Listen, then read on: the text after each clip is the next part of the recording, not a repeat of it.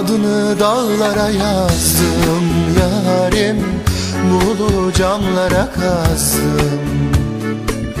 Kışın masal dinlemek zor yarim, hem ağladım hem anlattım.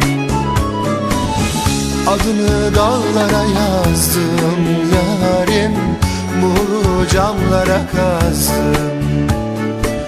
Kışın masal dinlemek zor yarim, hem ağladım hem anlattım. Gözyaşım kederden miydi yarim, çektiğim kaderden miydi? İçtim hep ona sarıldım yarim, tek dostum kadehler miydi?